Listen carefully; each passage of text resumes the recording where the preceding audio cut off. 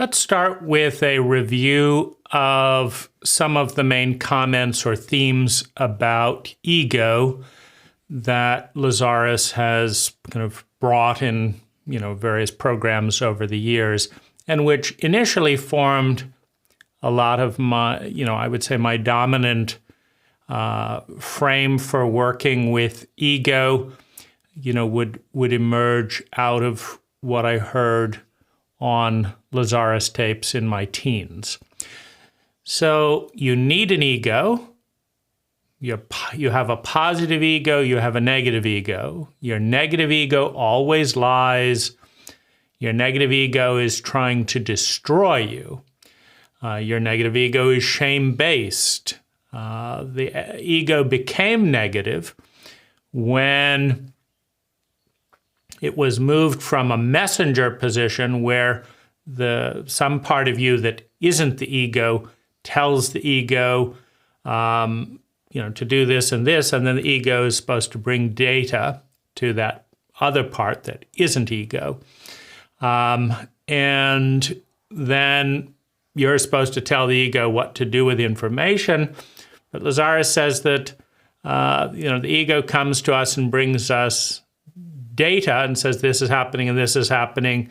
What should I do? And we tell the ego, you figure it out. And that this is a setup for failure, right? So that by telling the ego to open our mail, read the mail, decide what to do with the mail, and then do it, that this is a guaranteed setup for the ego to fail. And that as a result of constant failure, it feels hostile and wants to get back at us. The negative ego is the source of all negativity, that everything in the whole universe is happening wonderfully except for the negative ego.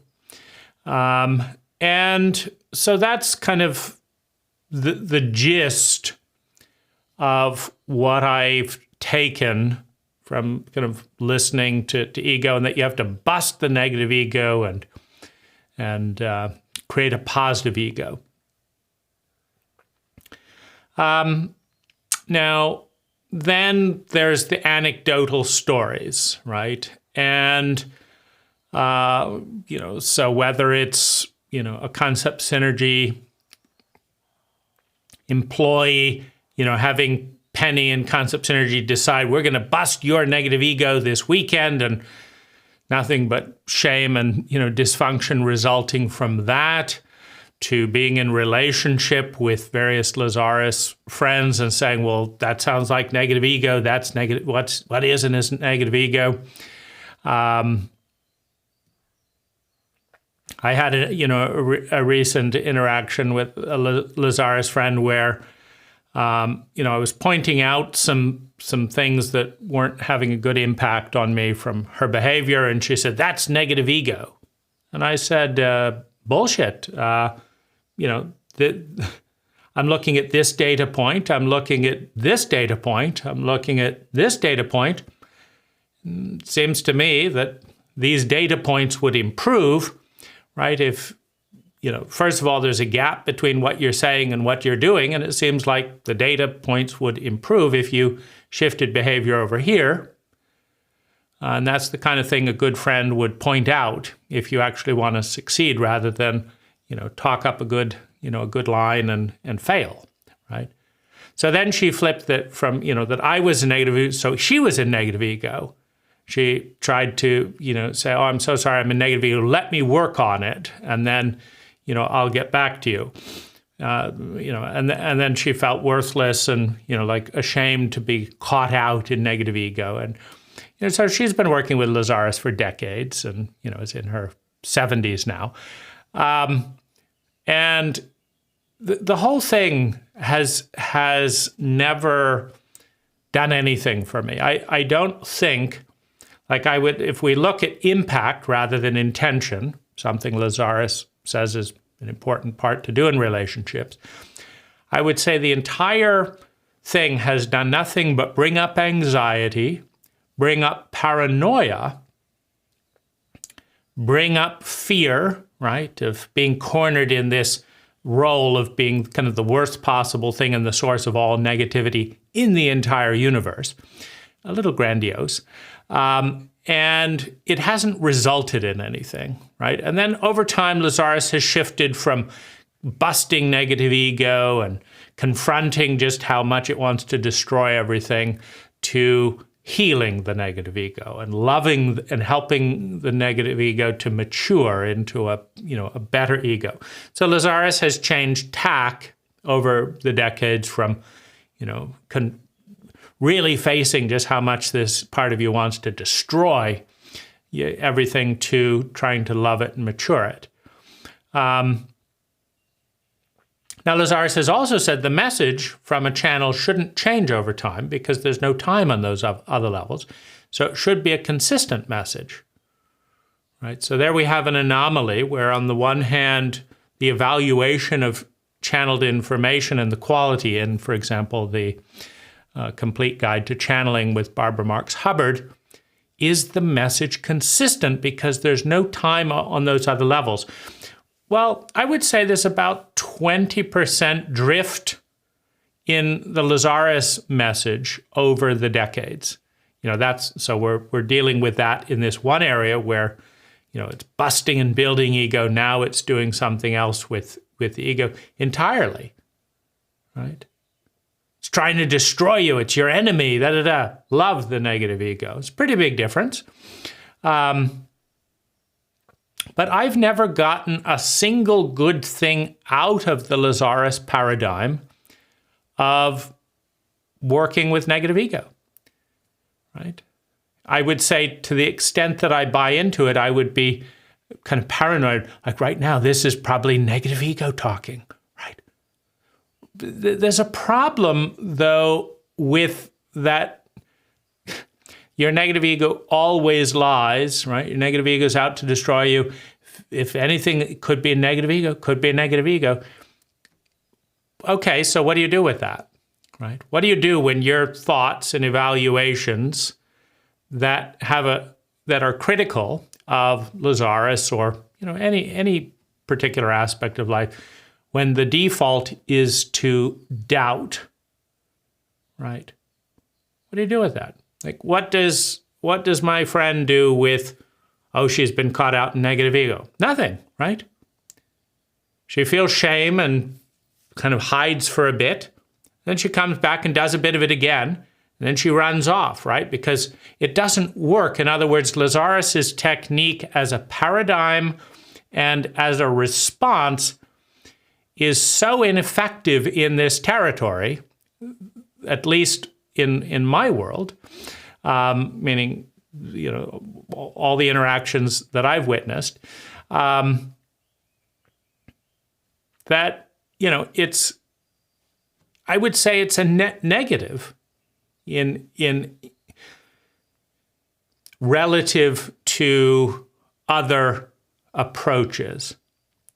So, what do you do with the fact that you need an ego and your ego always lies and the ego is trying to destroy you? Well, how does that piece together with your beliefs create your reality? What if you believe that your ego is always there and trying to help you? Do you get a better reality from that belief? Lazaris says they're all illusionary beliefs, so pick the ones that work. So which one works better? If you believe that the negative ego is the source of all negativity and that the whole rest of the cosmos is all in harmony and stuff except your negative ego, that's a belief. Or you could believe that there is no negative ego. That's a belief. Or you could believe that your negative ego is doing the best it can within its current level of intelligence. That's a belief. So which belief works?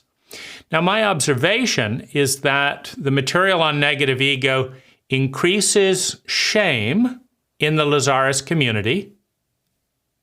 You want to find shame in the Lazaris community? It's all over the place. it increases anxiety. Is this negative ego? Is that negative ego? I think they're in negative ego. It's usually them, but I think that's a negative. That sounds like negative ego. It increases abuses of power. The Lazaris forum and the relationship between concept synergy and clients is incredible. I mean, I think the Orlando Gang, which it was called, back when I left the forum, is a good name for it. Because it's dysfunctional. Like I remember a vendor that sold things to Concept Synergy telling me that someone in the gang had told Penny that he was trying to outsell them, within the vendor relationship and stuff. And Penny's protocol was to use gossip to call them out and assume the gossip was true, and then to punish the vendor based on gossip. And he said the whole thing was complete, right? Never happened. And the protocol is basically you can't confront that with concept synergy because they've decided you're doing this and that's negative, and and so there's a lot of, and that's incredibly destructive in any competent relationship protocol, as is taking an employee of Concept Synergy, Mr. Brown, and saying, we're going to bust your negative ego this weekend. We're going to work on it. We're going to bust your negative ego. So they wouldn't be doing that. Well, first of all, that's counter to Lazaris' suggestion, right? Work on your own negative ego rather than try and bust other people's negative ego, right? What part of you, if you believe in that paradigm, is trying to fix other people's negative ego, right? Rather than do your own shadow work or whatever, right? So there's all kinds of stuff. But the bottom line is that the impact is shitty, right? The impact is shitty. I don't know of anyone who has ever said, I did the negative ego thing and all this wonderful stuff happened, right? And I've never experienced that in myself. And so, but I do think that, it's an important thing to understand. Now, I also think that, I think Lazaris is in the low mid-ground. I'd give Lazaris a 3 out of 10 in this kind of landscape. The low, the ones, the zeros, are kind of the spiritual groups that are trying to destroy the ego. And I think Lazaris deserves credit for saying, no, you need an ego. And how is a part of you going to react if you're out trying to destroy it? Now, that also ties in with Seth. Seth, did some work talking about massive uses of LSD and, the fact that LSD transcends the ego physiologically to such an extent that ego is shattered, right? That any part of you that witnesses the complete dissolution of the ego at that intensity in a state of fear, and where it's not with the ego's willingness, it's just basically I'm going to throw a drug at you and bomb you out of existence, that this creates a distrusting ego that returns, because we need an ego, and the ego that returns will say, you're in a sociopathic environment that's going to try and kill me. So there will be less innocence, less trust in an ego that's been attacked and destroyed. And so I think Lazaris deserves credit for acknowledging, one, we need an ego, and two, that, trying to destroy the ego does not help with that relationship. And where I think the weakest element in the Lazaris narrative about negative ego is that saying that the negative ego always lies. Okay, but what does that mean exactly, right? Your negative ego is out to destroy you. What do you do with that, right? Do you fear it? I mean, what do you do with that, right? Now, the thing that that makes more sense to me, that works to some degree, right? So I think the first thing is to understand, let's be honest, that all words are lies. That it's on a continuum, certainly, but that words are not reality. Words are a symbol of reality. So rather than saying that the negative ego always lies, let's be a little bit real. Like, we have the one, we have the whole, we have the totality of all that is, and then we fall into the delusion of polarity, of duality, of good and evil. It's an illusion. Left and right, those are illusions. You don't have one without the other, but you pretend they're opposites. Then out of that basic illusion, you start cutting reality up into words. But the thing is, like, we have 64,000 words in the dictionary, I believe, and we only use maybe 10,000 words with any regularity, maybe only 1,000 with some regularity, a couple thousand. So we cut the entirety of what is into about 1,000 pieces, and then we kind of combine those words and in different ways to kind of create, some millions of different iterations that kind of portray some element of reality. But the words are all illusions. Reality is not cut up based on the boundary of words. Like, we call this a hand, but the hand doesn't exist without the arm, but we call it a hand. Well, what's the hand? It's not the integral piece connected to the arm. We pretend it's from here to here. That's a lie. It's not from here to here. It's all the way back to the Big Bang throughout all time and space. There's no way to separate this from the entirety of what is. That's reality. But the word says that's a hand, that's an arm, that's you, that's me. The words are all lies. And the ego, the I, is identified, is attached to words. The ego defines itself. There's no difference between the positive and negative ego. The ego, the I, attaches itself to words. Identifies. The I identifies with thoughts, feelings, words, actions, and ways of being, and says, that's me, right? So what's the next truth? So every word is a lie, and the I is the one that identifies, that defines itself with those lies. But words are useful lies, right? You can say this is a hand, and even though it's an illusion that it's separate from everything else, it still helps us locate the area within the illusion that's useful to locate.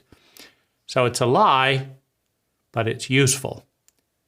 Now, Lazaris has also said that all beliefs are false, are lies, but some are more useful than others.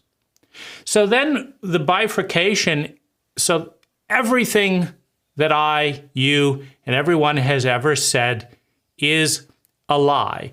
It is a crude symbol that approximates a region of reality in a useful way that is not real.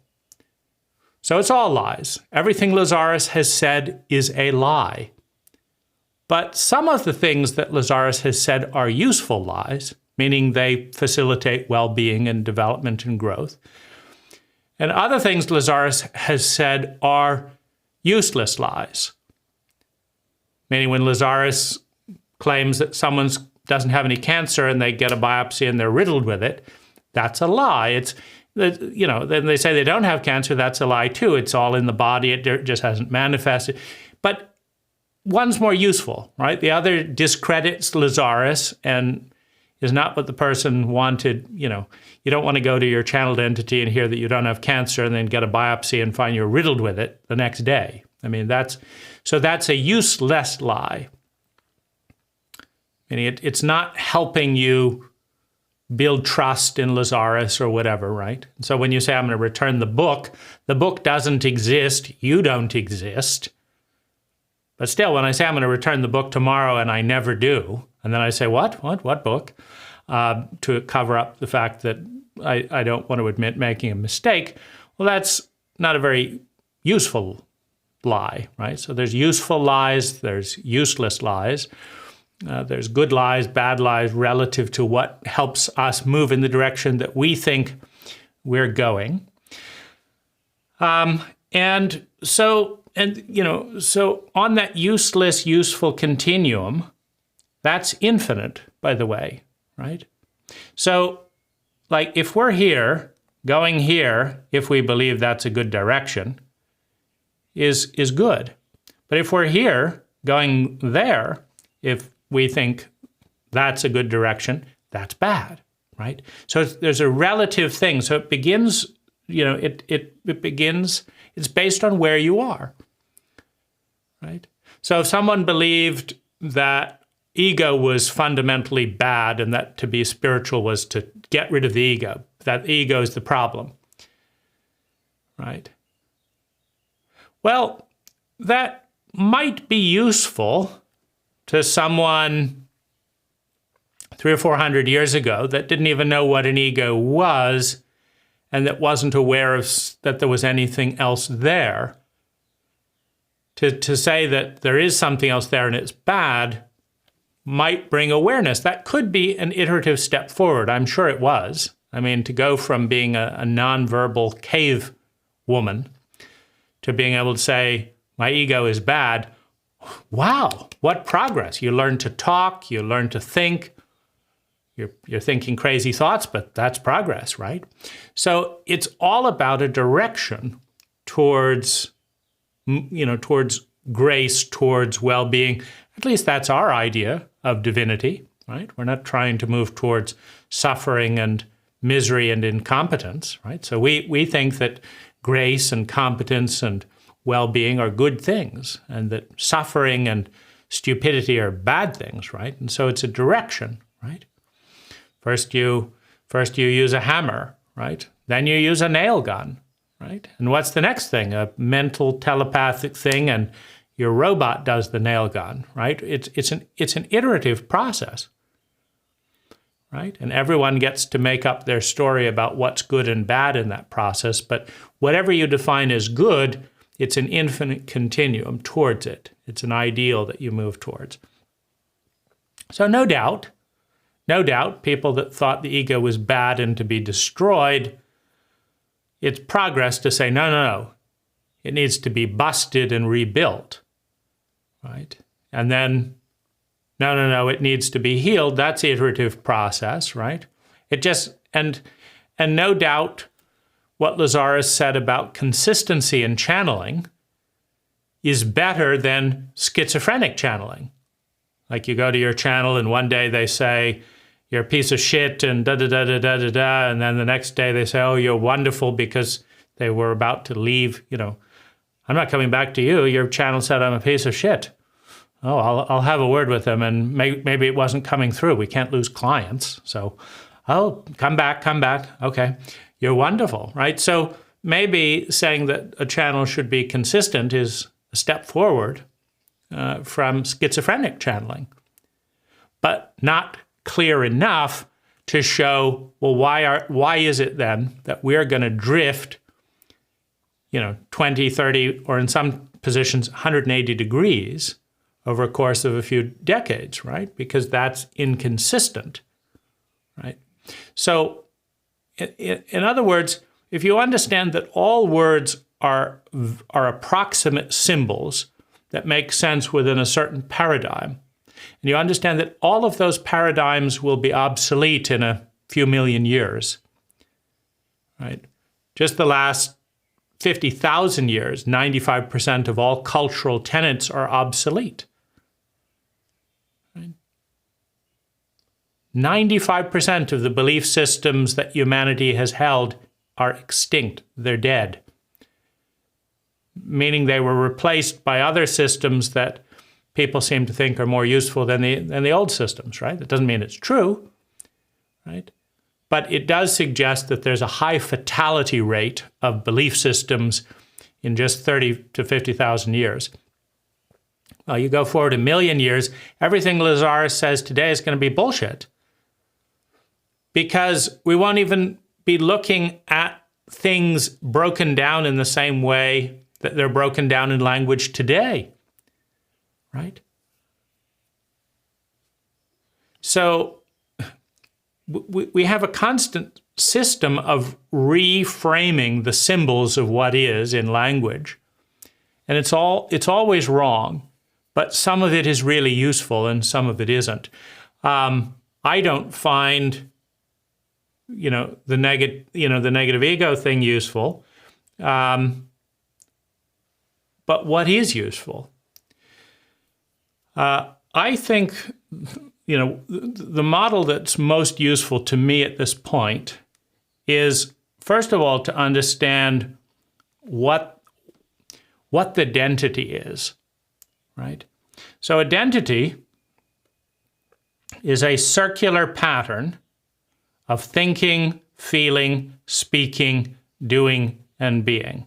It's circular because all patterns are circular. It wouldn't be a pattern if I thought I'm Republican today, and then 10 minutes later I think, no, I'm Democrat, and then 10 minutes later I say, no, I'm Libertarian, and then 10 minutes later I say I'm Fibonarian, and then 10 minutes after that I invent a new category. I mean, what is it? What is it, right? What is it, says the ego. I want certainty, right? I want a pattern. I'm a Republican because I'm a Republican because I'm a Republican. That's a good, strong pattern, right? I know who you are. You're a Republican. Yeah. How do you know? Well, I'm just keeping the pattern up, right? So the identity, right, is a pattern. And whatever it is, it's repeat, right? I think I'm a spiritual person. I'm not a spiritual person. I believe in God. I don't. Whatever it is, it's a repeat. And so the identity is a pattern. Now, the intelligence of the identity, of the pattern, can be measured by the amount of sustainable well-being that results from the pattern, the impact. I wash my hands, I use soap, I dry my hands, and then I go back to work and I get sick less than my coworkers. Useful identity. I wash my hands, I do this. Now, I don't reevaluate that all the time. It's just who I am. So the I is the part that identifies with the identity, that attaches itself. So we have an I, says me, I am that pattern. I am the one that thinks that thought. You laugh at that thought, you're humiliating me, says the ego, the I. The I identifies with the pattern. Now, the default pattern is the cult, right? We're all born into a cult of thinking, feeling, speaking, doing, and being. It's identity. It's a cult identity. Why do we not eat raw fish? They do in Japan. That's just not what we do. We don't do that here. Why? Well, we don't. That's it. Shut up and do the identity. Why do we go to school and not learn how to drive a car, start a business, have a good fight with our spouse, build a house, make money? In fact, why do we go to school and not learn a single fucking thing other than a few incidentals, reading, writing, a bit basic? Why do we go to school and learn dumb shit when there's so much stuff we could be? Shut up, do the identity. This cult has identity. Why do we speak? That's the way we speak. That's what we eat. This is when we eat. This is where we go to work. These are the jobs. That's the identity of the cult. right? So the family is a microcosm of the cult. The individual is a microcosm of the family, right? So the first identity is what was given, right? And then hopefully if we become an adolescent, we say, that's dumb. What about this and this? So much better over here. Why, God, why are you so attached to the identity? Just because your mom did that, why are you doing it? It's dumb, right? But the ego has, well, I would say actually it's really us that has a problem, right? The reality is so complex, so nuanced, so fast, that we cannot keep up with the activity of microorganisms and subatomic particles in a single finger for a single day. Meaning I submit that if we broke down this little section of finger on one hand and tracked the movement of each subatomic particle in this finger, and each bacteria in this finger, and each movement of blood in this finger, and each atomic particle, I submit that the equation of tracking for 1 minute, this little bit here moved this, there, 10 million times a second. So first it went here, then it went there, then that's one subatomic particle for 1 minute. Okay, the 10 million movements there. Then we have 10 million more subatomic particles all doing that. And then we have bacteria it's all doing it at the same time. That is so complex that the part that's witnessing that cannot keep up. That's why we need identity, a pattern. In other words, you can think of people composing a song. When one person wants to make a really great song, like what do they call it? Beatboxing, right? Well, what do? They make one sound and they put it on repeat. They make another sound and they put it on repeat. They make another sound and they put it on repeat. They make another sound, put it on repeat, and that's all going on repeat. And then they do their solo thing with a little improvisation, right? So the identity, why? Why don't you make all those sounds at once and do this? It's too much. We lack the processing capacity. Our eye cannot process 10 different patterns at once, so it has to put this on autopilot, that on autopilot, that on autopilot, that on autopilot, that on autopilot, that on autopilot. So there's all these thoughts on autopilot. There's all these beliefs on autopilot. There's all these habits on autopilot. There's all these routines on autopilot. Just the driving autopilot is done. You're thinking about something else. You arrive at your house. How did you do all those 10,000 things? They're all on autopilot, right? So I would say that 95% of our lives are on autopilot. 95% of our 60,000 thoughts a day are on autopilot. 95% of what we do, what we say, what we think, what we feel, and how we be is default. Because if we take it all off autopilot and say, breathe, run the blood, do this, look like this, wear a hat, it's already overwhelming. We can keep at most 5 new ideas kind of going on. And really, we can't even do that. Multitasking shows that we can only do one thing well and consciously. That's it, one. Everything else on autopilot or shuffling quickly in between, right? So if we understand that, then we understand that 99% of reality is on autopilot. And what is the ego? The I that identifies, that attaches itself to the pattern of the autopilot. Right? We don't reevaluate our political views from scratch every single moment, let alone every single day, let alone every single month, let alone every single year. At one point, we looked at the data, or we didn't. We just copied the data that was given to us. Those are all bad people over there. Okay, Dad. Those are good people over there. Okay, Dad. And that's just been running for 30, 40, 50 years, right?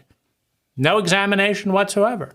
But if we do examine it, that's the only thing we can be really examining at one moment. So we've all been given a download of tens of thousands of patterns that are on autopilot.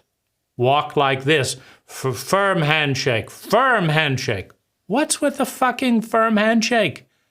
Do it. Do it. Why? If you don't, you're a wuss. Oh, I see. And what's that?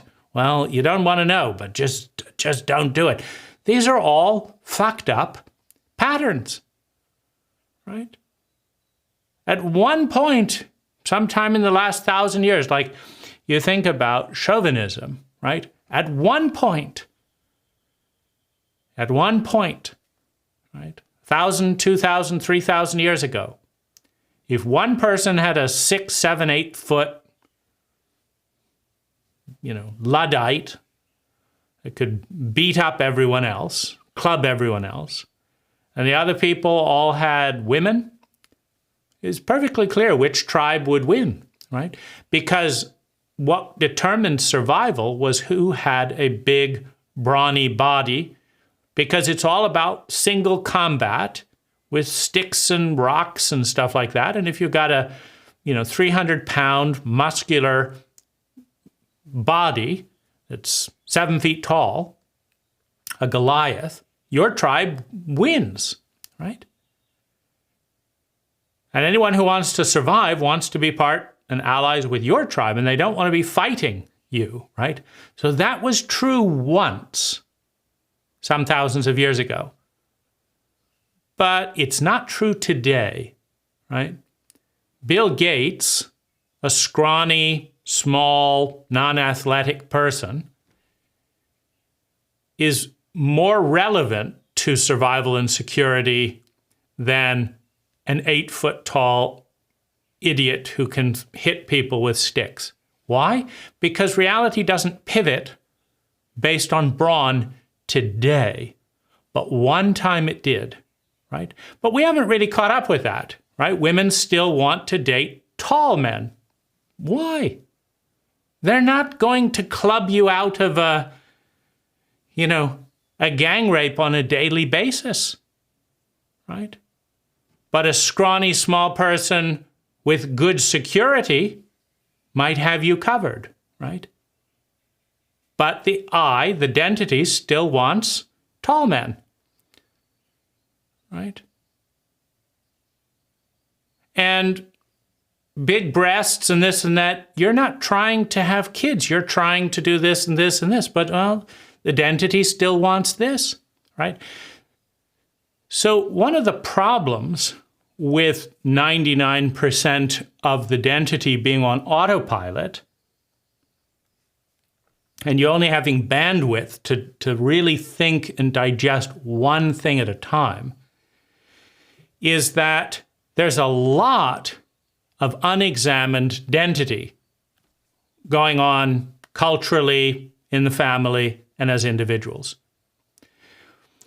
And so you could divide the identity, right? You could divide the identity into 3 categories. This stuff is cutting edge patterns that's really helping stuff. This stuff is mediocre patterns that, they're better than nothing, but they're nothing like cutting edge. And these are backward and harmful patterns that are actively destroying our lives and the lives of the planet and people around us, right? So we could, and of course, we could have 10,000 distinctions, just we can't keep up with that. So let's be simple and break it into 3. So we've got some cutting edge identity, the latest this and that and the other that's taking the species and us forward. We've got mediocre stuff, what everyone else is doing that's pretty dumb, but it's better than nothing, and it's not killing us entirely, right?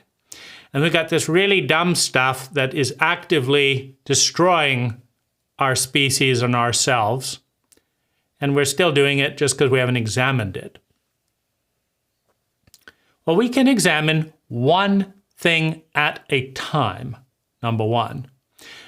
Number two, Lazaris points out that the majority has never been correct in the history of humanity. Something to think about. Now, there's the intelligence continuum, right? So you've got really intelligent dentities, and you've got okay dentities and really dumb dentities. But you've also got this network effect, right? Because the vast majority of people are doing the dumb stuff and the okay stuff. They're not doing the cutting edge stuff, the vast majority, right? But over here you have this thing called the law of mass. The law of mass says that when a bowling ball and a pinball collide, the bowling ball knocks the pinball out of the way, and the pinball goes flying. In other words, if you're an individual that goes head-to-head with the majority, even though the majority is always wrong relative to optimal, you will get knocked out of the way, right?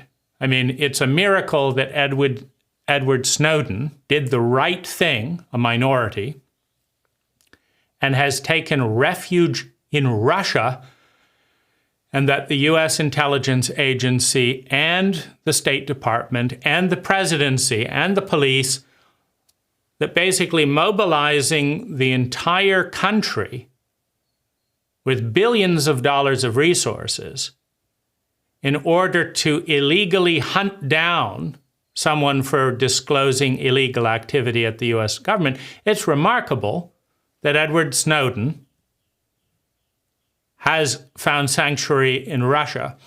And it's nothing too wonderful about Putin, right? It's just part of the game, right? See, Russia is a big force too, but Russia benefits by pointing out U.S. hypocrisy, U.S. cruelty, a lack of freedom in the press, because that's Putin's regime. Putin is saying, we believe in totalitarianism.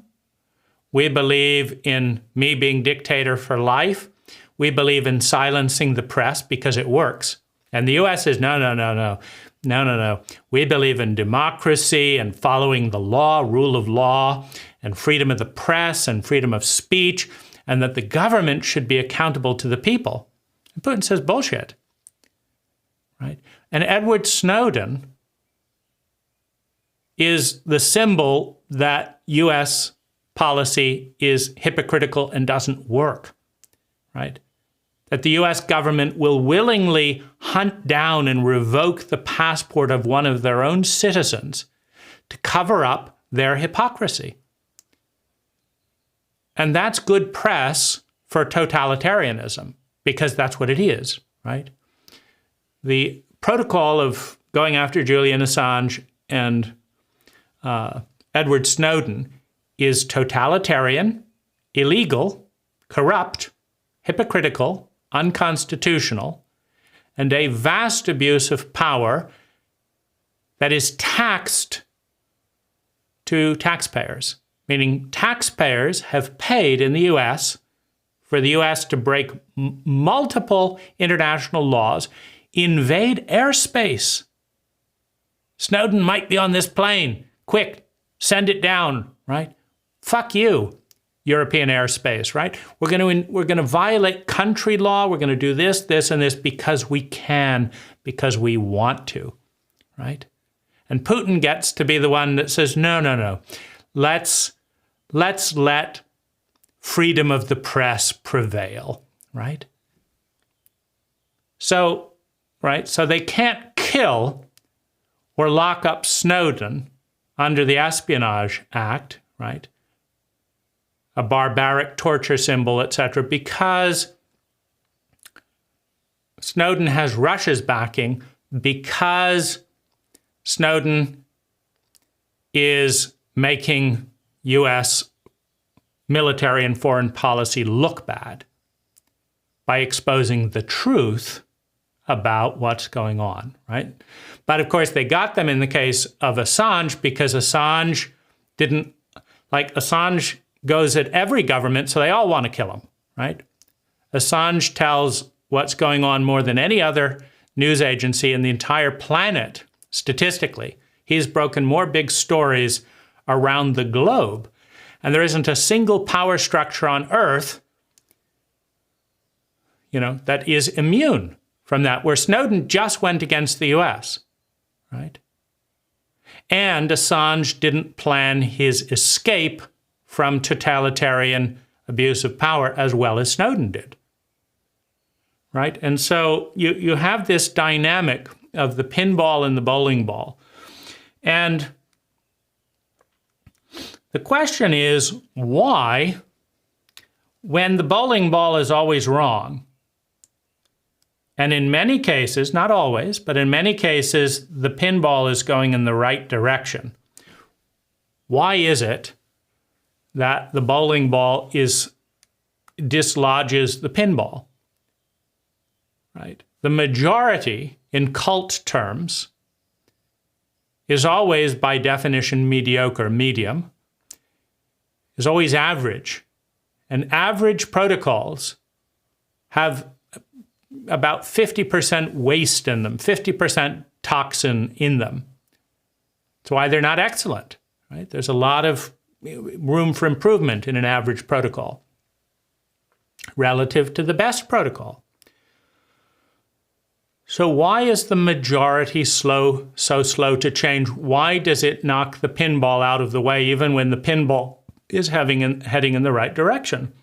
And it's a crisis of digestion and processing.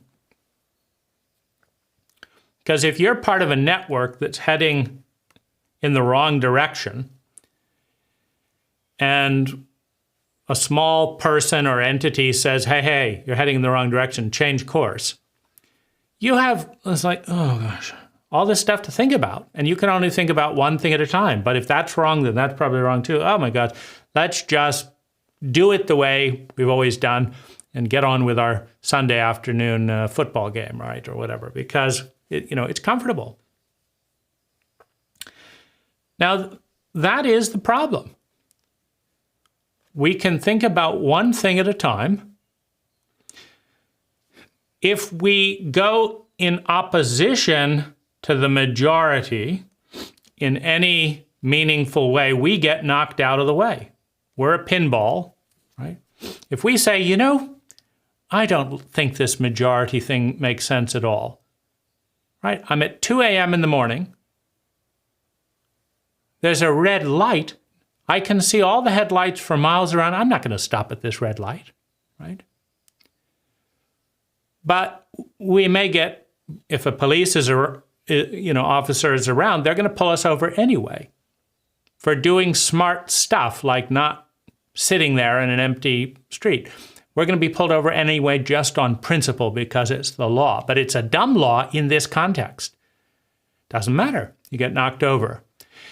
We shouldn't spend $1 million per person to imprison someone for smoking marijuana to deal with their glaucoma. Pretty dumb law. It doesn't matter. When you as a small person go up against a large pattern, the police officer does not want to argue with his boss does not want to argue with the DA doesn't want to argue with the Supreme Court. They just say, do the fucking dumb shit, get it over with. It's not a perfect system, and that's the way it is. Do the dumb shit and get it over with, right? That's the way that works. So if you try and do something too intelligent, you will be arrested. That's kind of one way to look at it in a framework of a rule of law. Because if it's too intelligent, it's not going to fit into the laws. Intelligence is measured by the efficiency with which energy, time, money, and natural resources generates sustainable well-being. And there's a lot of really, really intelligent patterns of interacting that are illegal, right? So do dumb stuff so that you don't get arrested becomes the intelligent adaptation. It's more efficient to do dumb stuff than it is to do good stuff, right? So that's important to understand, that there's a network effect, and you get thrown out of the network. If you don't do this, this, and this, you get thrown out of the network. And a network of one is very inefficient.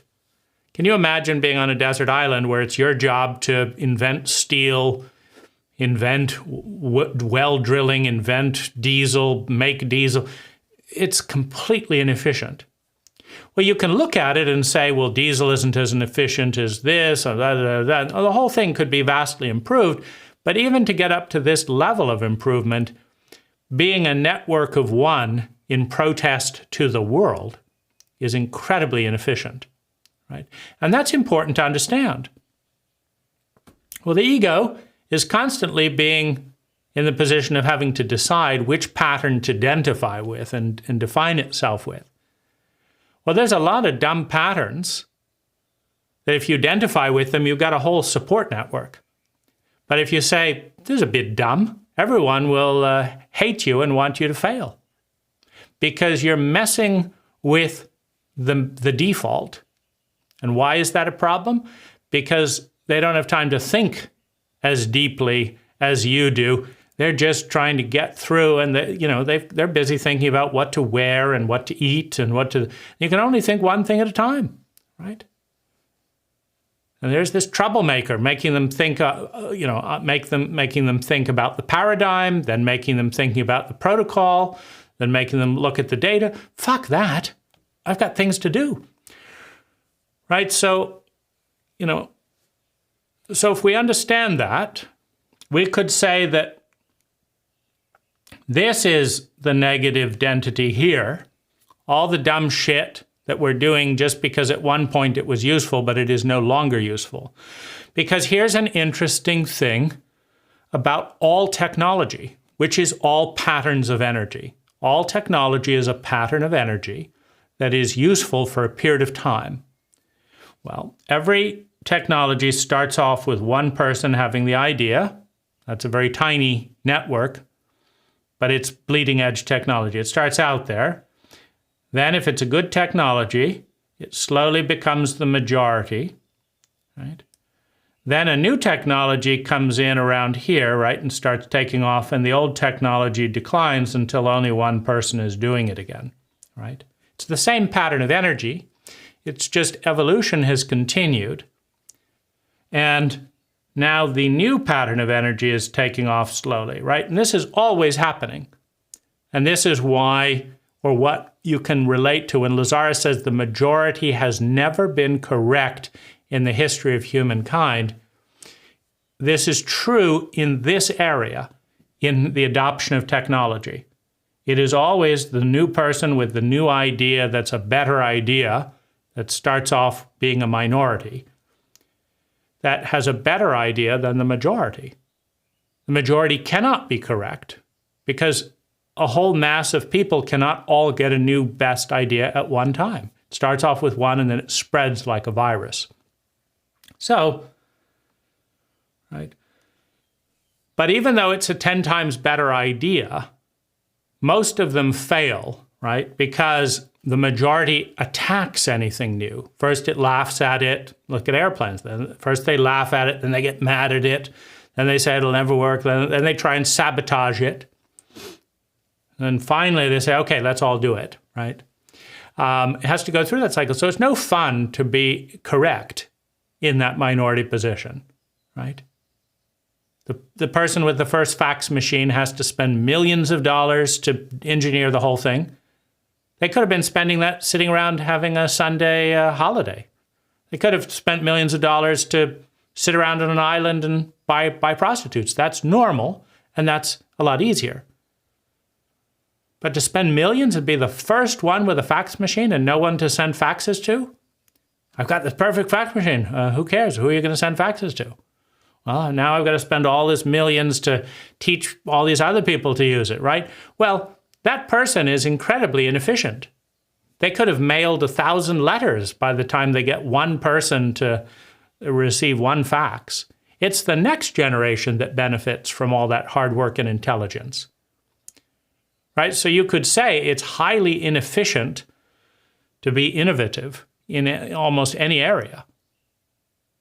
Because even if it's 10 times better, you'll spend 100 times more energy to teach people that it's 10 times better. Right? So, what's that about? So this is a problem. But it's not the ego. The ego is just attaching and saying, this is me, to whatever's there. That's all the ego is doing. That's me. That's me. That's me. Now, in this particular analogy, a third of me is actively destructive. I mean, I'm being blinded by something that has no more relevance, right? Like we're using email, but we see a new device to stop people stealing your physical mail. That would have been good 100 years ago when all the good stuff was coming through that. Now I'm getting electronic money, this and that. It's like, who cares? It's a good idea for the wrong time. Meanwhile, I haven't even got a virus checker for the thing that's actually working today because nobody's thought of that yet, because it's new, right? So it's not the ego that is good, negative, or positive. The ego reinforces the pattern by identifying with it and saying, that's me. We need it because we need a default. We need a default because we can't manage 10,000 patterns all at once. So that's the ego's job, is to manage the pattern. Then the ego is managing, 30% mediocre patterns and maintaining those. And the ego is maintaining 30% pretty good patterns, right? I mean, not on everyone. Some people are doing exactly what was done when they were growing up. They just do an exact copy of their parents and get confused why it's not working, as well. Why they're now being viewed as backwards. Well, they are. So the I's job is to hold the pattern. I am a Republican. I am a car owner. I am this. This is me. And the ego's job is to defend the pattern, like an immune system. This is the way things are done. We do not put the trash cans out and leave them there. Why? It's so much easier. That's not civilized. Why? That's just the way it is. We've all agreed that that's the polite thing to do. Take your trash cans in there. That's the polite thing to do. I am a polite person, so I do it. We also say that we don't tell the truth when someone says, how are you? You don't say, well, I have a headache. I'm annoyed about my grandmother sending me this irritating... No. Shut up. You say that you're fine. That's a mediocre pattern, right? Hello, how are you? I'm fine. What was gained there? Well, something, a little rapport, some illusion of interest, right? What's a really good pattern? Right? Well, a really good pattern could be, don't ask how you are unless you actually want to know, or to say, how are you in 30 seconds? And then here are 30 seconds, or how are you in up to an hour? That could be a really good pattern, but it's weird, isn't it, when only one person is doing it? It's a better pattern, but it's weird when only one person is doing it. And what do they say? They don't want to admit that they have no interest in how you're doing. So do they want 30? They never thought about it, right? They're just doing the pattern, right? And you could say that's a mediocre pattern. And this other pattern, let's slap you on the back. Oh, you've got skin burn. Well, I wasn't paying attention to that. We just hit people on the back, right? Because we're guys, and that's the pattern, right? I'm just doing the pattern. Don't complain about it, right? You shouldn't have gotten sunburn. I'm doing my job. I just hit people on the back, and right? That's my job, right? So you could say that's a negative pattern, at least when you have sunburn. I laugh at these jokes that I don't think are particularly funny because that's what you do if you're a guy, if you're this, whatever. I mean, I'm just doing the pattern, right? Stop messing with me, right? And so, of course, as you move into a more complex world, the ego has a much more difficult time because with this group of pattern, with this group of people, this pattern is taboo and horrible. With this group, it's normal. With this group, it's what should be done. We've got to get rid of those new upstarts and hold on to our traditions. A tradition is just an old pattern, right? But traditionalists, fundamentalists, do not care about the intelligence of their patterns. They're only interested in how long it went on for. And the longer it went on for, the more it should continue. It's the definition of a fundamentalist. This pattern has been going on for 2,000 years. Seems like it's due for a change, wouldn't you say? No. It's fine to change you macaroni and cheese, that new brand, fine, that's fine. But this is sacred because it hasn't changed for all this time. Well, is your car sacred because it's 2,000 years old? Isn't it time for a new car after 2,000 years? You're still doing horse and cart? Right? Hello? No. This is sacred, right? But it is important to understand that we lack the processing capacity to change more than 1% at a time. And it's also important to understand that networks are more efficient than brilliant individuals. If you've got the best language on the planet, where there's just no way to be mistaken, right? You're in a cult where everyone's talking English and nobody understands each other. Seems pretty dumb, right? Seems like we could have a better way of doing things. Okay, let's invent a new language. Let's invent a new language and a protocol in which it is impossible to misunderstand each other. How about that? Brilliant. Let's do it. Okay, so you do it. Someone says, how are you? You say, finga banga. Come again? Finga banga. Right? The new technology, finga banga, right? No, you never heard of, you haven't learned the better way of doing things? No. How about you? No, none of us, right? You're the one person with a fax machine, while everyone else still sends mail. You're the one person with email, where everyone still uses faxes. Your technology is useless in a network of one, because you cannot facilitate superior exchange of energy in a network of one that requires at least two people to try the new approach, right? This is a crisis. Because nobody wants to change. Why? It's not because what they're doing is working for them. Heaven forbid, right? No, it's because you're going to have to figure out which things to change. And if you change this thing, it's going to change these other things. Like, it's not just that, if you change and say, I'm going to eat more salads, seems reasonable enough. It's a minor thing. But now you may have to go shopping, right? Your partner goes shopping. They don't want to eat salad. So they go shopping. They never buy the salad. Did you buy that? No, I forgot to buy the salad. Why? Because I'm not eating salad. So I'm going to eat more salad. I have to go shopping. Now, my kid didn't get picked up at school. Why? Because normally I drove straight for there, but this time I'm late because I had to do the shopping. Oh my God. Fuck the salad. You carry on shopping. We won't eat salad.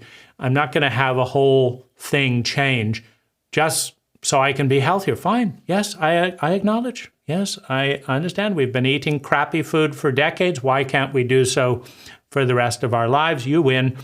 We will not eat salad. Okay. Goes back to the status quo, right? When you change one thing, it has a ripple effect, right? Or maybe you eat salad and suddenly you get energized rather than depressed. But then your partner's still depressed. They're not eating salad. They're still sluggish and depressed. So now you're bored with them. You weren't bored with them before because you were sluggish and they were sluggish at the same time. Now so now you need a new partner. That's a big deal. And in order to have a new partner, you need a new job that can pay rent for it's more efficient to have people living together. You need this and this. Oh my goodness, just for a fucking salad. Get thee behind me, Satan, right? No change. We did it for 2,000 years. We're going to carry on doing it. So there's a very strong reason that we resist competency, change, innovation, and excellence. Even if it really works as a network of one, it can create so much problem. I mean, like you think of someone coming from a non-racist country, like an African-American person coming from England to the South in the United States. And they've got a better idea, let's be integrated. It's a better idea. You got to hand it to him, right? It's a better idea, let's be integrated. He sits in the front of the bus. Now he's national news, right? Now people are throwing rocks at him. Now this, now this. Just keep with the same old shit, right? Fit in with the old pattern that doesn't require everyone to rethink every little last thing, right? So our egos are doing 30% of absolutely dumb, shitty stuff. Your ego, my ego, the family ego, the cult ego. Every identity has an I. There's a cultural identity, there's a family identity, there's a personal identity. And those I's, those patterns, are playing a vital role in allowing us to function without being overwhelmed by being a 99% default. And we are half traumatized, scared, lacking confidence, insecure, hesitant when we change something, particularly if nobody else is doing it. You know, that's why it takes a lot of courage to do something different, right? And you lose network, right? If you're a Christian in a Christian cult, you got all these people. I'm a Christian, you're a Christian, okay, great. You're wearing black robes in this cult? What are you doing here? What's that? Well, we do this and this and this. Yeah, but it's different. You know, get out of here. You're upsetting things.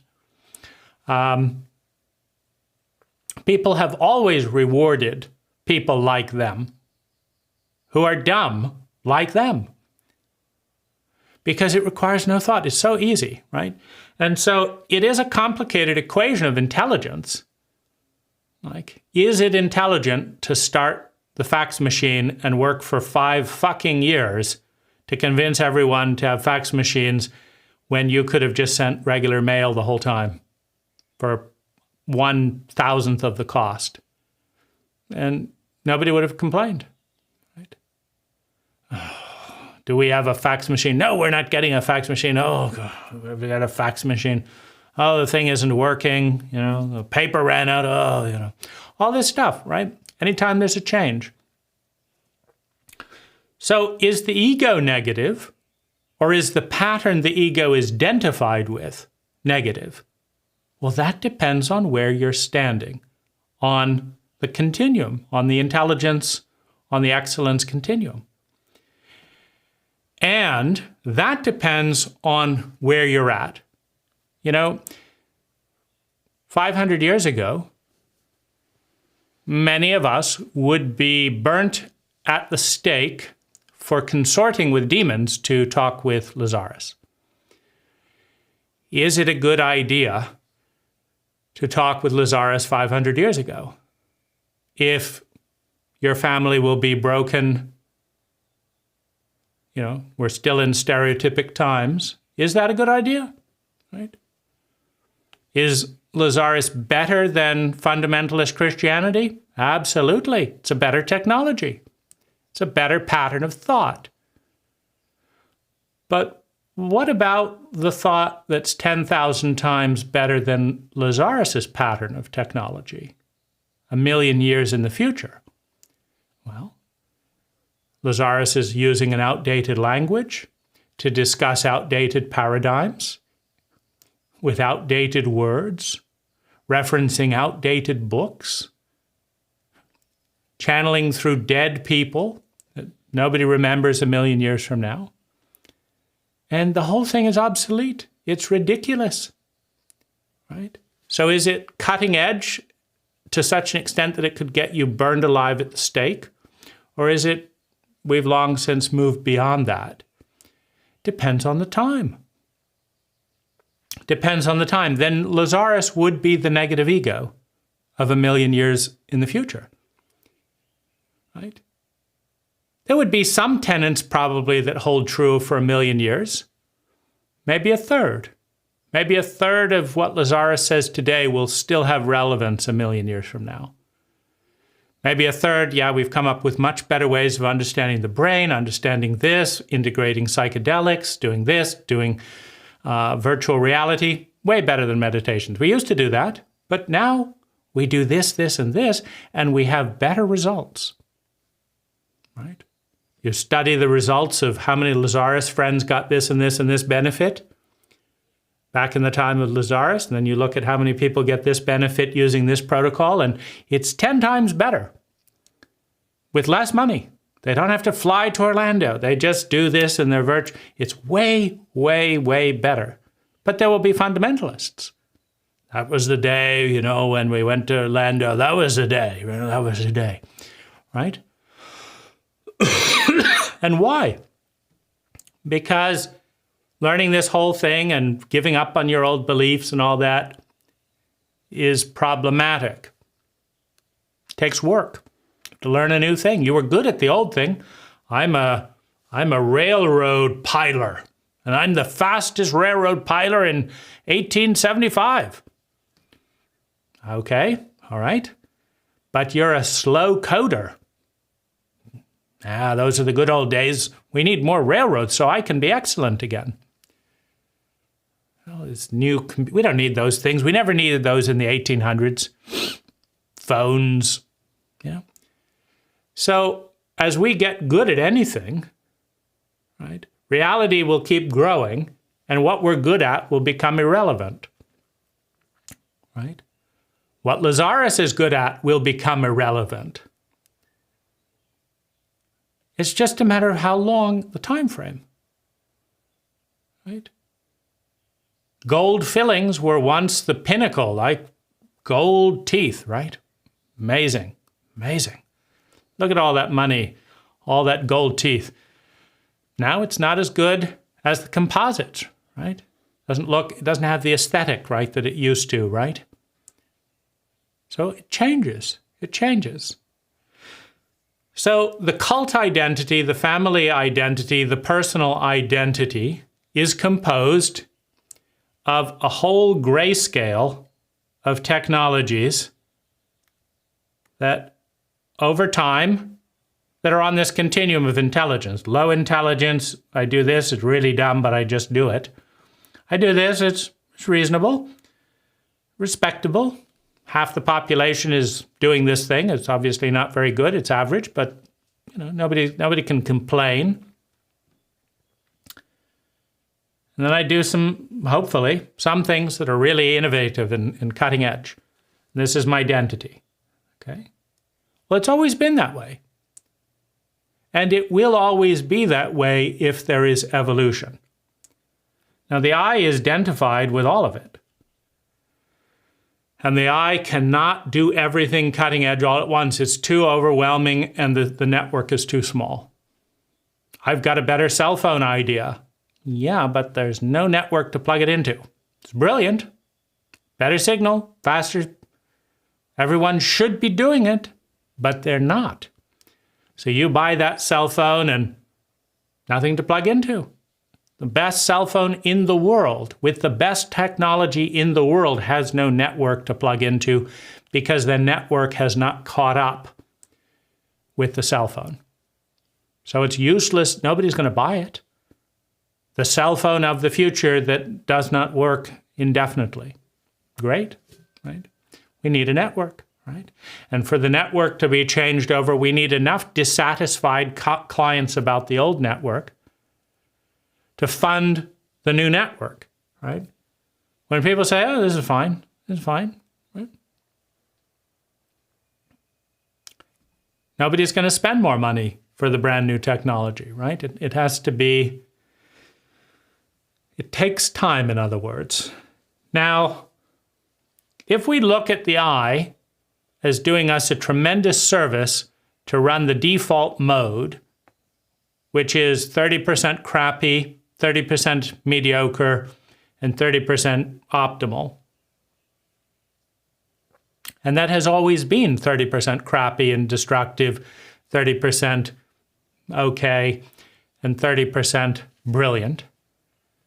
Like egos have been doing for thousands of years.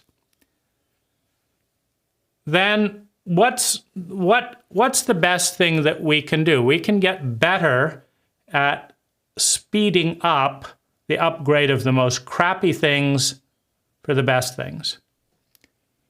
We can get good at that, thinking. And how do we do that? We take our protocols and we say, I spend 3 hours a week watching the news. 3 hours a week watching the news. I feel crappy, angry, and agitated every time. So I spend 3 hours to feel crappy and agitated. Now, I tell everyone else what they should do because of what I watched on the news, but they never do it. They never agree with me. Or I tell people who agree with me and they say, yes, you're right, but nobody actually does anything. Like, when's the last time you have gotten up off of your butt and done something different that benefited people because of watching the news? Dirty little secret? I have never done anything useful in my entire life from watching the news, right?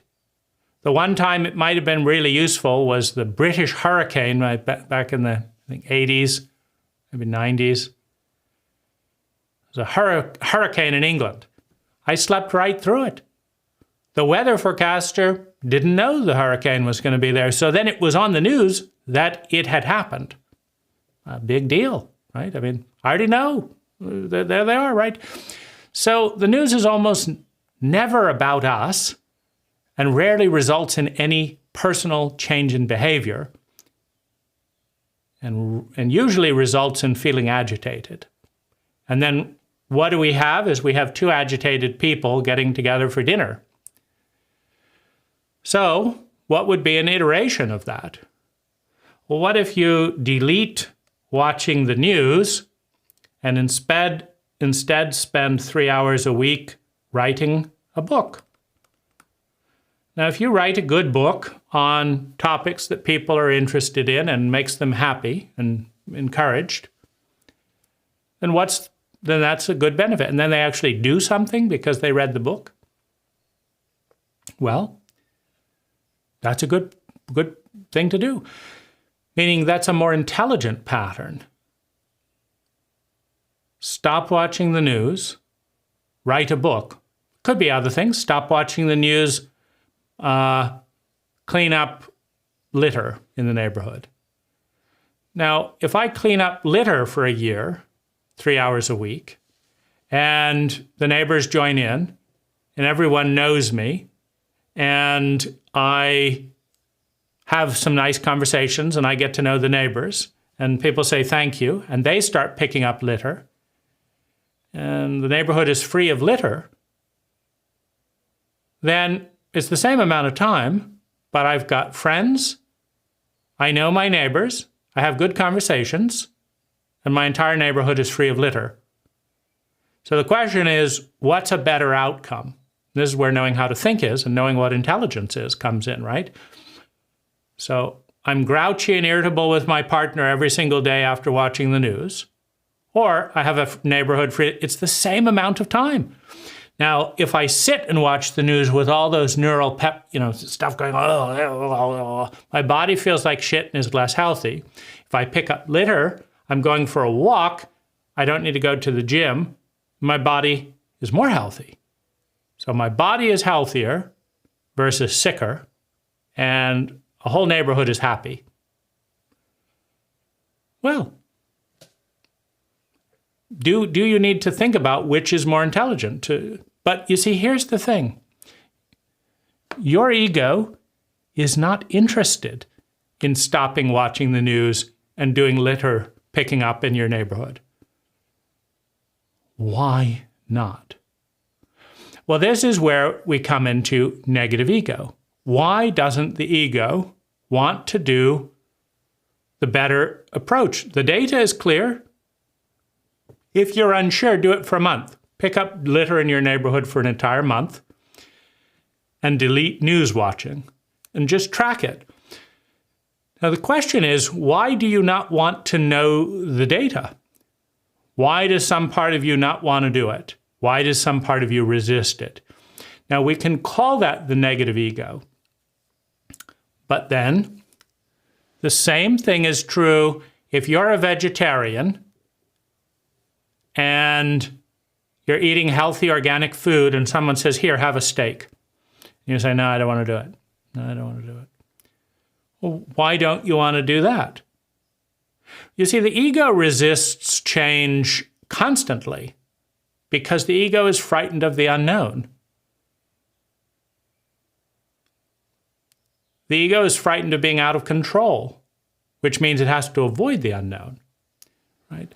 So the ego has a positive and negative role, right? As a defense, like if we just changed constantly and in complete chaos, we don't know who we are and nobody else knows who we are either. So the ego's job is to maintain consistency. If we change too fast, then we and those around us do not know who we are.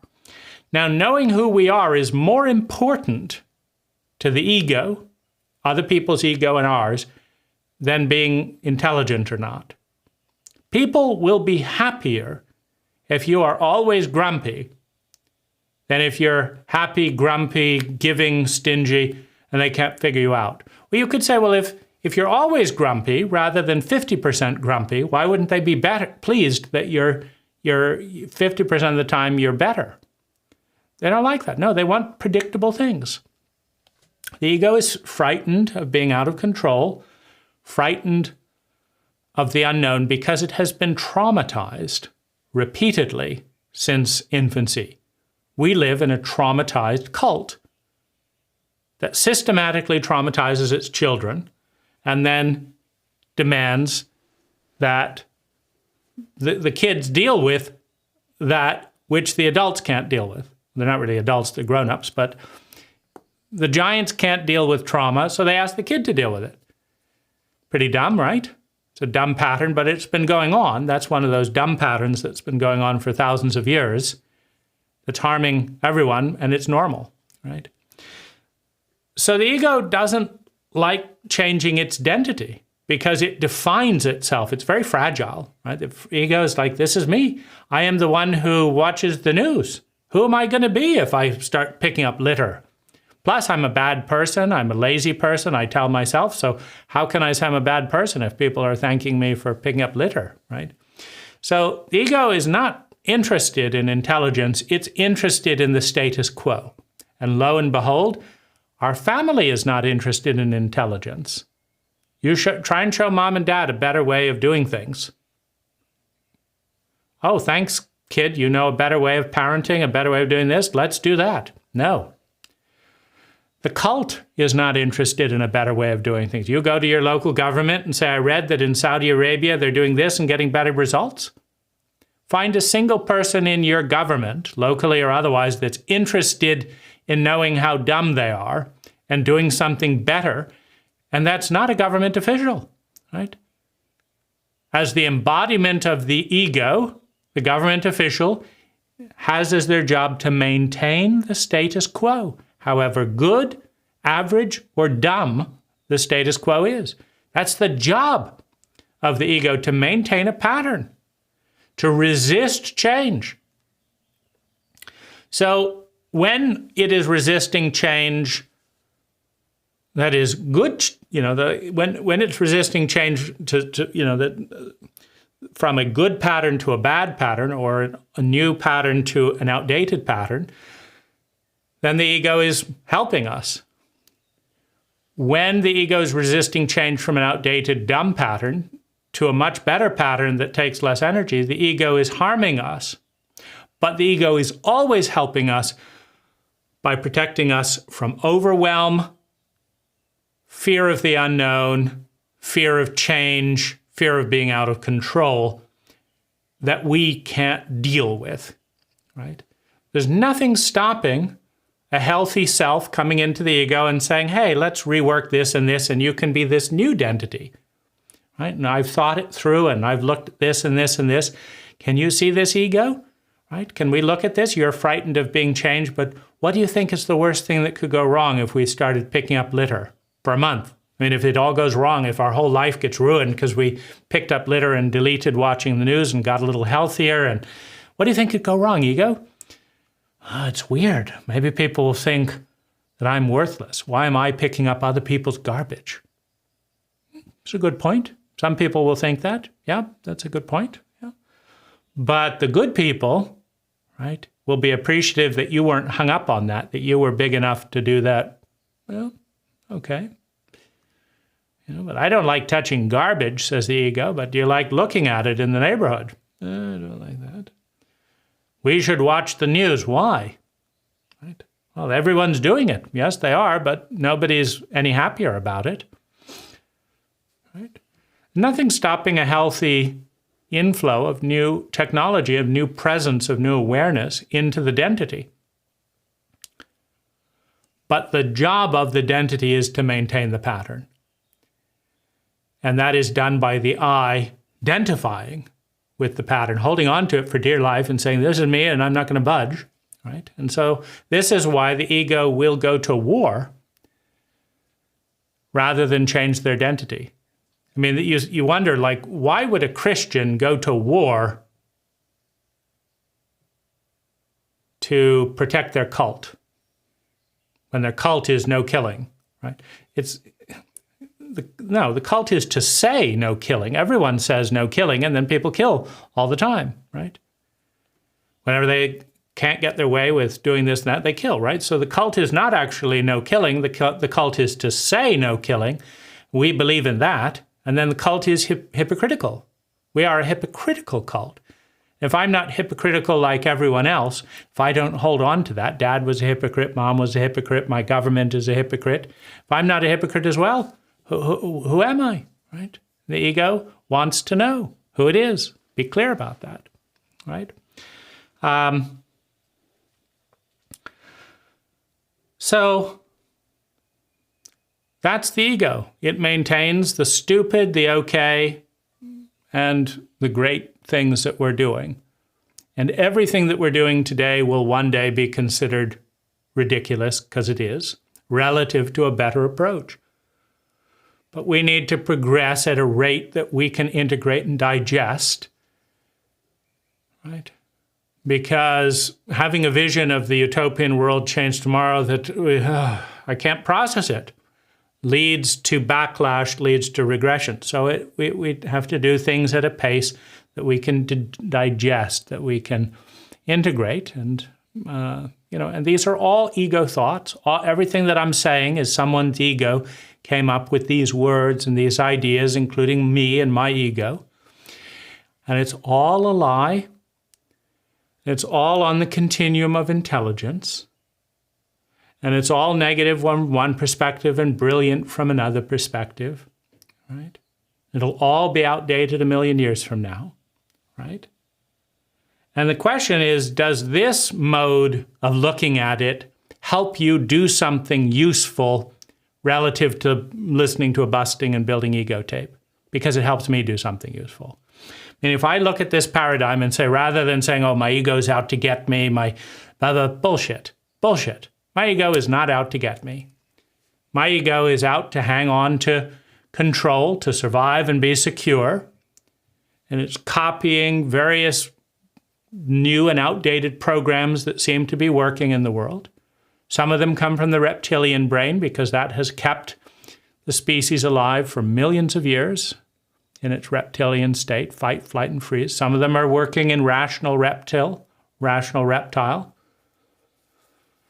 All these programs that are in the body that worked to keep life alive, they're all outdated from one perspective. They're all better than slime, better than nothing, from another perspective, right? But if I understand that it's a partnership between me, the conscious self, and the identity that the ego is holding in place, and that I can't process more than about 1% at a point. If I try and change my life 1% every day and really figure out all the changes that makes, because that takes time, by the way, to integrate. Remember the salad thing? I look at one thing a day. Today I'm going to change salad. No, but now I've got an angry kid who's humiliated because I'm late to pick him up. It's not so easy to change salad, right? Okay, fine. Today I'm going to eat more carrots. Those are actually on the menu already. I'm going to eat more carrots and hummus, right? That one worked, right? We already have carrots and hummus, so I'm not going to eat more salad. I'm going to eat carrots and hummus, right? And now I'm losing a little bit of weight relative to pastries and, dairy creamer, right? So, okay, if you change 1% a day and evaluate it, then over a year you could hit 300%. But if you go into backlash, I can't keep up with this, I feel out of control, I don't know what's going to happen next, slow down. Slow down. Keep the shitty stuff that's been there for decades in your family for another year, for another 6 months, right? But identify, do an analysis of the patterns of thinking, feeling, speaking, doing, and being. Look at how they've kept different members of your family alive. Look at how they've helped your cult. Like rape, deception, brutality, chauvinism, they're all thriving in our cult. And they kept our cult alive, right? The American cult. What would have been the result if we had honored the treaties, right? It may be better, right? It might be worse in different areas, right? You see, the world today is built on the patterns, constructive and destructive, that have been in the past, right? Sometimes the murderer wins, right? In a sociopathic paradigm, like you often see the narrative where there's this cowering little boy and, in a family feud, one family, they were butchered, men, women, and children, and there's this cowardly little boy at 2 years old, 3 years old that said, "Please don't kill me." And the family didn't kill him. And then he grows up and slaughters the whole family, right? So sometimes in that period in evolution, having mercy slaughters your whole family. Being completely ruthless does it. In other times, in other situations, being totally ruthless and paranoid turns everyone against you because you realize no one's safe. They're just completely fanatical, right? If you look at the Greek mythology, right? Often the head god starts killing his children because he hears things, and then the wife plots, right? He's killing all my children. I used to love him, but how can I love him if he's killing all my children, right? So then they turn against, right? So which is it? Which is it? Is your family going to die because you're in a feud and you didn't kill every last one that might have a grudge against you and live happily ever after? Or is your family going to die because you're so paranoid, you haven't got every one, that people think you're deranged and decide you're no good leader and have to get rid of you, right? Two different technologies, two different patterns of thought that lead to two different patterns of feeling, two different patterns of being. And it's delusional to pretend that to the degree that we are human beings with empathy today, that we didn't emerge out of those protocols working enough to keep us alive. Right? 99% of all the species on the planet are extinct. We are not. So it is delusional to look back at what helped us be part of that 1% and say it's all bunk for all time, right? We look at back through politically correct eyes and say, all that slavery and killing and all that was horrible, right? Well, it's got us to be part of the 1% that's still here on the planet. As whatever it is, that is the statistic. We are part of the 1%. That isn't extinct, right? So It's doing something right, but everything that's right today will be obsolete tomorrow. And so the real trick is kind of looking, like when you have two corrupt politicians that are both willing to lie and break the law to be elected, do you not vote at all? Do you pretend that your figure is innocent? Right? Joe Biden has had long-term sexual assault charges that he has suppressed and used political thing and horrible stories of ruining a woman's career. Trump has done that many times. And they're both lying about it. So, in other words, nothing is perfect. So you have to pick the lesser of two evils or the better of two mediocres. Or do you say, no, that's so, I want nothing to do with, I'd never want to vote for anyone who is, who would do that to a woman ever. I'm just not voting at all. They're both horrible chauvinist pigs. Well, which protocol works? Disengagement, engagement, which protocol works, right? That's the protocol that will be around in a few thousand years, right? Not necessarily yours. And it's an iterative process. It's an iterative process. Trump is showing that lying is far better than apologizing for mistakes. How is he showing that? He's getting votes for lying and not apologizing for mistakes. So we wonder where sociopathic behavior comes from. Well, it's rewarded, right? By who? By a majority, by a good chunk, right? So people are learning from that, right? Children today are learning, different politicians are learning what works. Reality tells you what's a working protocol, at this time, right? You notice there are no Lazaris candidates. Why not? No one dreamed of world peace or anything like that, right? Why not? Right? Would the Orlando gang be more totalitarian than Trump or Biden or less so, right? Would it make a difference? Would they do what works, cut people out of the forum that disagree with them? Or will they follow principles of free speech and dialogue or whatever it is, right? That are less expedient, don't work as well, right? Knocking people out that disagree with us, it's very expedient, it's very efficient. So the ego holds the pattern, and it's our job to evaluate the pattern. It's our job to say, look, this state is more depressed than this state. Is it because of sunlight? Is it because light? And how can we iterate the pattern? Let's get a sad light that has full spectrum light. Let's see if that helps, right? It doesn't seem to make any difference. Well, let's try vitamin D, see if that helps. Well, okay, a little difference there. You change the pattern to create a better result. And it'll be your ego that holds the new pattern and says, that's me. I'm this one that takes vitamin D now. And this is me, right? Thanks.